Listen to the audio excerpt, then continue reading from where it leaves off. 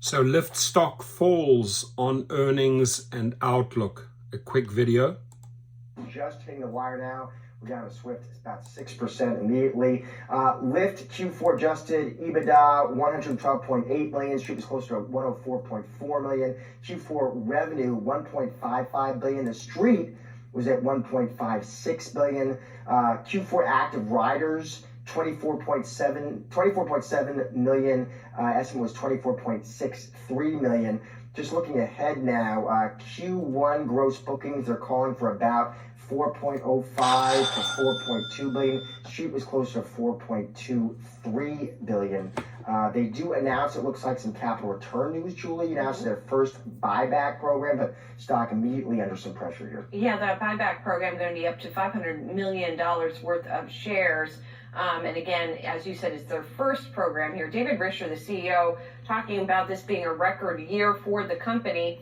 And he said, our biggest competition is inertia. They're not buying it. The people are not buying it. The bullshit that they're trying to sell to the investors, people aren't buying it. They can see through their nonsense, right? I mean, they've been around for many, many years and they're just not getting traction. Have you seen them get out of this year? No. So he is definitely sounding an optimistic note here. Yes, I'm optimistic. My name is Mr. Risher. I always stay optimistic, but I don't have a plan.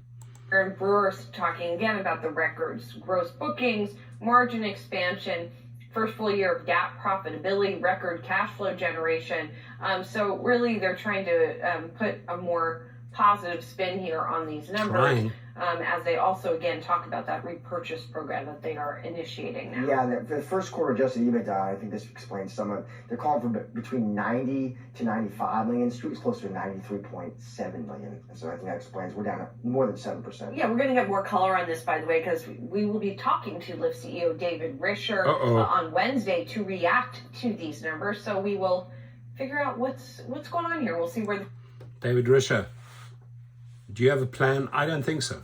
I mean, I spoke to this dude for 30 minutes and there's a lot of hot air. It just doesn't follow through.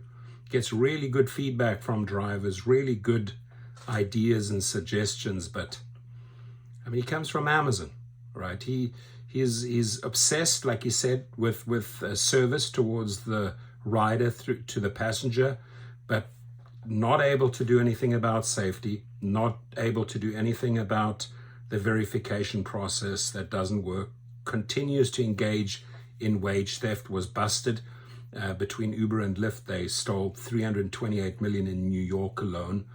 And people have lost faith. And for drivers, his laughing stock. There's no respect, zero respect from his workforce, over 1 million drivers towards this guy. He just does not know what he's doing. And sorry to say, it reflects in the stock. They just don't have a plan, my friends.